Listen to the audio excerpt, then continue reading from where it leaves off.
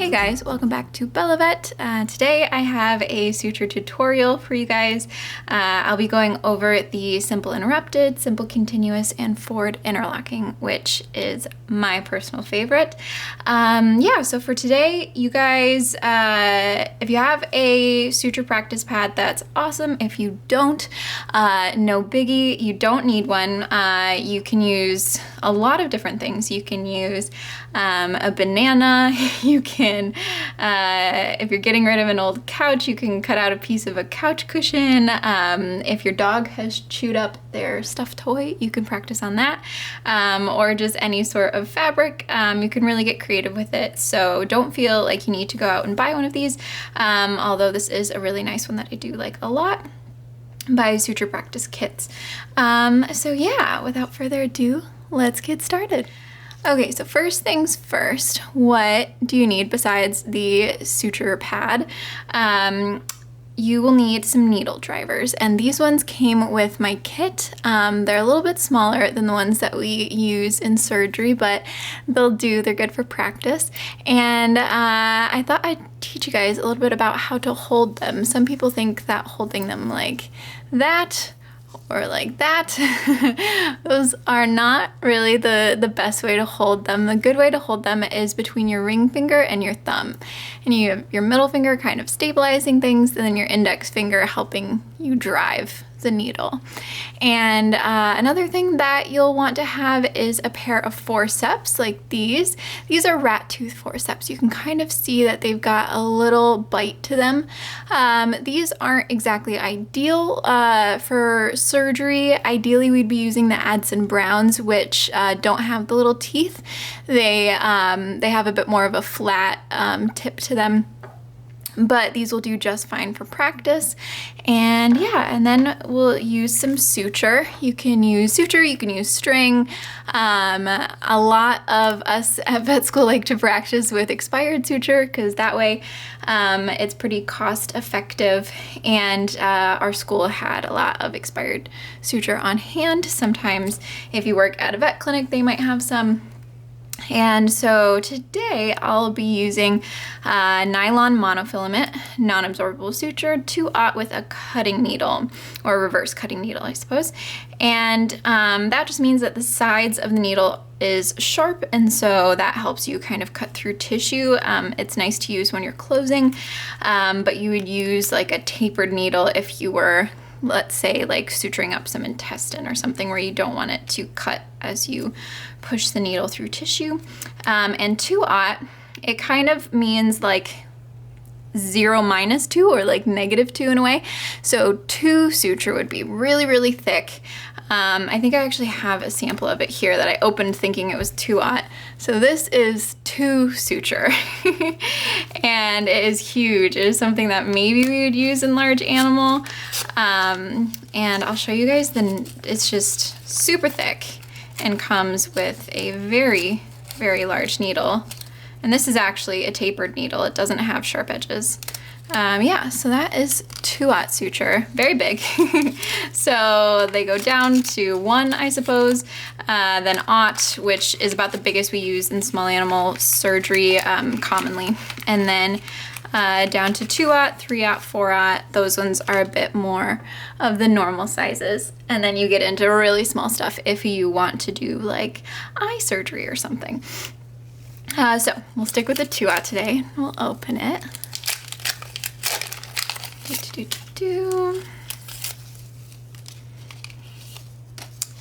Now this suture has something that we call memory. So a lot of sutures that are braided don't have as much memory, which, I mean, it's a good or a bad thing, really. And so memory is just the tendency for the suture to remember what shape it was in, for example, like in the packaging.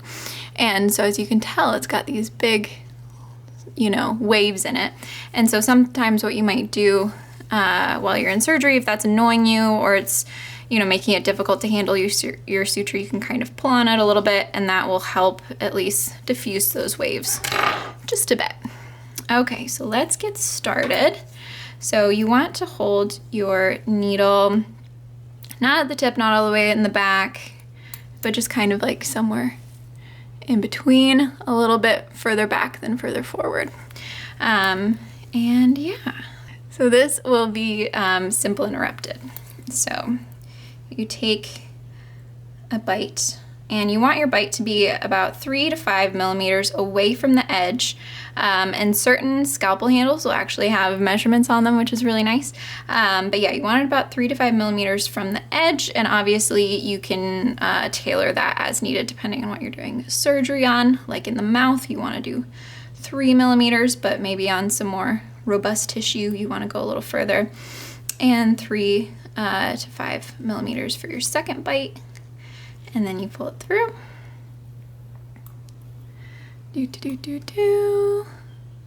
And then how you want to hold your forceps is between your index finger and your thumb, and you have it kind of like resting on top. You don't want to do this.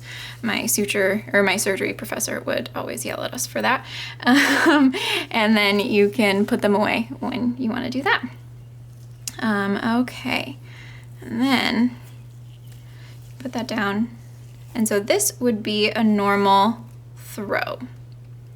But because this suture pad has some memory to it, or it's got some stiffness to it, I want to do a surgeon's throw. So a normal throw is just 1 around your instrument, and a surgeon's throw is twice around your instrument.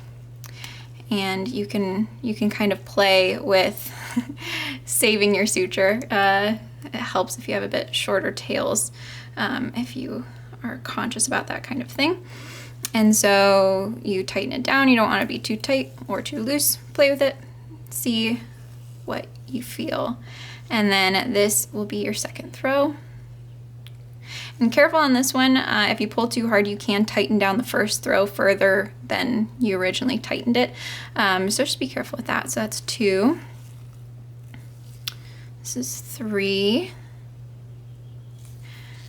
4, and you want to make sure your knots are what we call square. So do you see how it looks really even? There isn't one side being pulled more than the other side like I'm demonstrating now. You want both sides, the sides that you have your fingers on and the side that you have your instrument on, to pull really evenly. So that was 3 or 4. I think this is 4. And we'll do 6. So this is 5. We'll do 6. And 6 is just a number that I was told was a good amount to use, strong amount. And again, depending on your situation, you might use 4, you might use 6. It just kind of depends on what you're doing. And then you can cut your tails, and this also might depend on what you are doing as well. If you are doing skin sutures and you want to find these later when you're ready to take them out, you might want to leave your tails long. If you are doing simple interrupteds for another reason, let's say you're doing them in a resection and anastomosis, if you take away part of the intestine, you might want them to be much shorter. And so I'll kind of demonstrate that now. And yeah, it just kind of depends on what the situation is. So that was a simple interrupted. And now we're going to do some simple continuous, and yeah, it's pretty similar to the simple interrupted. You're going to start off with basically a simple interrupted. Again, 3 to 5 millimeters from the edge, 3 to 5 millimeters from your other edge. Push it through. You don't ever want to grab the tip of your needle, because that is going to dull it, and that will make the rest of your suturing a big pain. So try to avoid that. And then again, I'm going to use a surgeon's throw because my suture board is a little stiff. But you do not always have to use a surgeon's throw by any means. Definitely try with and without. So pull it taut. So that's 1, 2, 2,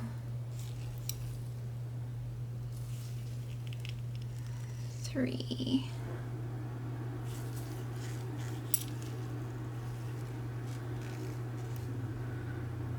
4, 5, and 6.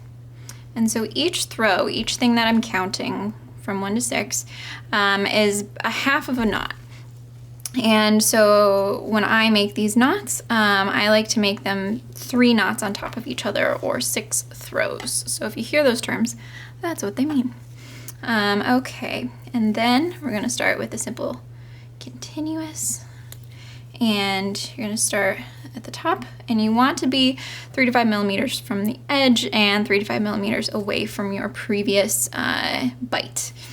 And again, this might change depending on the tissue that you are working with.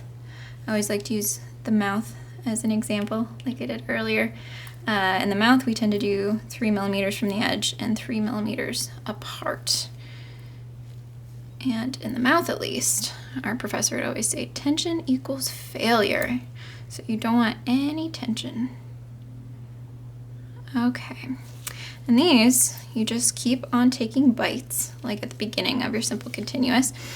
And if you want your simple continuous, if you want the suture on top to go up and down vertically, you kind of have to do the diagonal movement forward underneath, and the vertical will be on top. And that might sound a little funny, but I'll try to demonstrate it. Because if you do the vertical when you do your bite, then everything on top will be diagonal. It really, in my opinion, probably doesn't matter, but depends on how you want it to look. We are not doing forward interlocking right now, so I want to grab it over here. Okay, so that's more or less vertical. Okay, so take my next bite, and then I'm going to come out 3 to 5 millimeters from where I last was.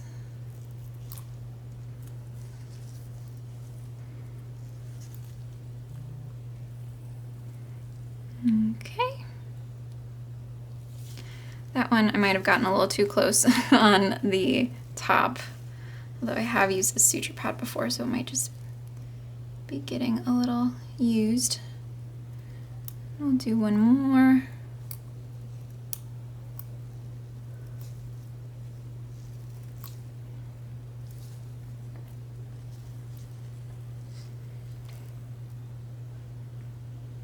Okay, and now we will tie it. Okay, so we're gonna take one more bite.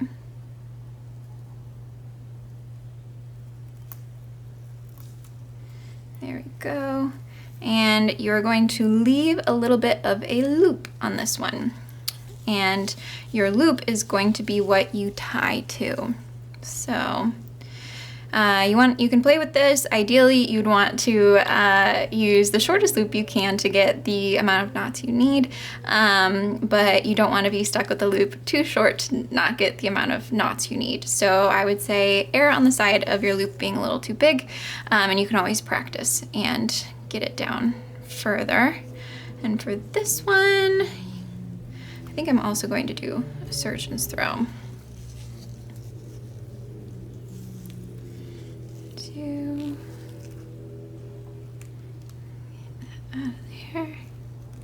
There we go. Now it is flat. There we go. So that's one throw. This is 2. Yeah. This is 3.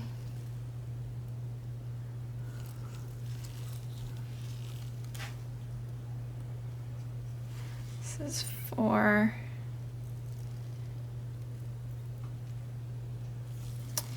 This is 5.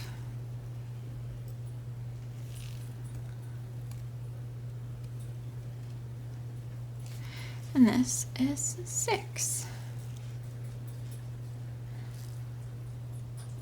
Okay, and again, like what I said earlier, sometimes you might want to leave your tails long, sometimes not. I would say the simple continuous, usually it's used for things that are below the skin. Obviously there are exceptions to that, so I tend to keep them on the shorter side. There we go. So there is a simple continuous. So on this line up here, we are going to do a forward interlocking, which is my personal favorite. And yeah, so let's get started. It starts with a bite, just like your simple interrupted or your simple continuous, 3 to 5 millimeters from the edge. And I'm running into my tripod. Okay. There we go. And you're going to tie it just like a simple interrupted or simple continuous.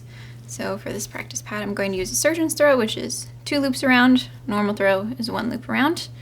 Your surgeon's throw is just for your first throw.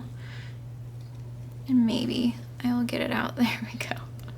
Hey, there it is. So that's 1. And then this is 2. This is, I should be holding these properly. 3.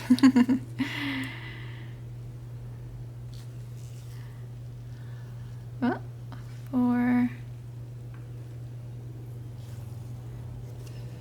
5. 6. And this suture pattern is typically used in a large animal.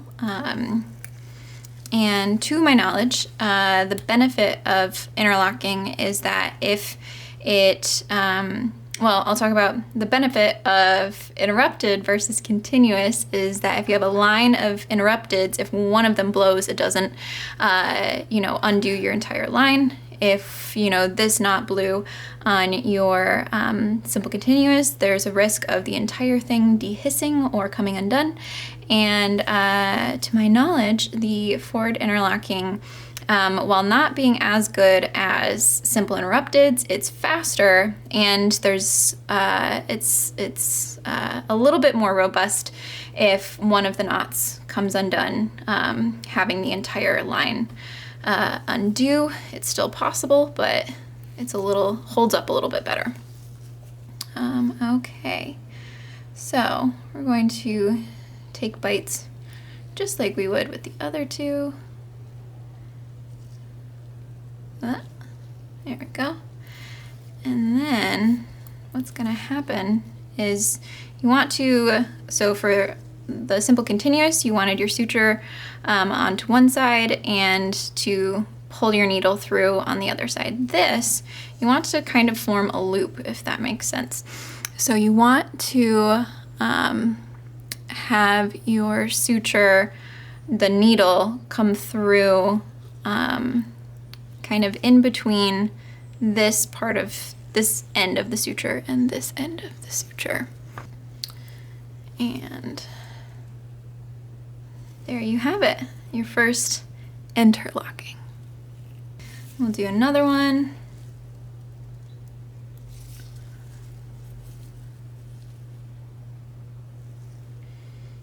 So again, 3 to 5 millimeters away from the edge and away from your last bite.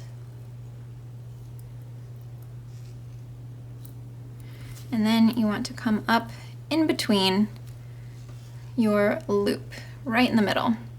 And you pull it, and there is your second interlocking. Okay.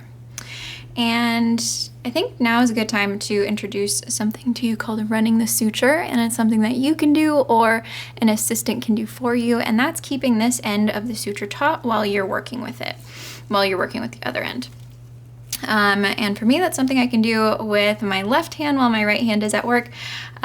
Sometimes that's easier said than done, but go ahead, give it a try, and if you have a friend, see if they can run your suture for you and hold it taut while you do the rest. It's really helpful if you're doing a very long line of forward interlocking or of simple continuous, and you want to make sure that your entire line is taut instead of, you know, tightening it at the end and then loosening it every time you take a bite.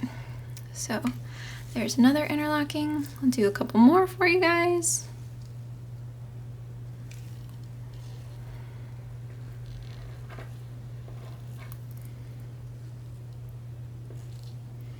And I am by no means perfect. I still have to practice all the time. So this is just what I know as a fourth year veterinary student. That bite could have been a lot more perfect. But it's always good to practice and do your best to get a little bit better, because you'll get so good when you do your shelter medicine rotation and you're doing this multiple times a day, and then you'll get a little rusty when you are on your radiology rotation and you are not touching suture for weeks at a time. And then you go back on your surgery rotation and you're like, oh, wait a second. Okay. And then how to end it. It's a lot like your simple continuous, so you want to make a loop with your needle on one side, and you don't want to come up in the middle of your loop this time. And so there is your loop that we're going to tie off with. And I'll just do a surgeon's throw just to make sure. And there's that. So that's one. Could have definitely saved some suture on this too. But you live and you learn. This is 3. This is 4. This is 5. And this is 6. Okay. And we're gonna cut our tails. Some needle drivers actually have a little pair of scissors right here, which is really nice. It can be a little tough for beginners to use those because if they accidentally cut something that they don't want to cut, that can be frustrating.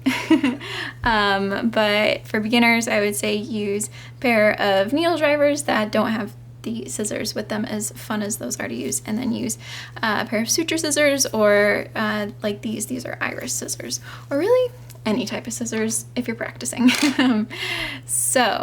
And that is it for today, guys. This was my tutorial on simple interrupted, simple continuous, and forward interlocking. Let me know what you guys thought of this video if you want to see more like it in the future. And don't forget to like, subscribe, and hit the bell icon so you always get notified whenever I upload a video. And yeah, let me know what you guys want to see next. We could do some of the dreaded hand ties, or we could do some more interrupted patterns. There is the cruciate, the mattress, and the figure of 8 knots if you want to see what those look like. So yeah, have a great day. See you next time. Bye.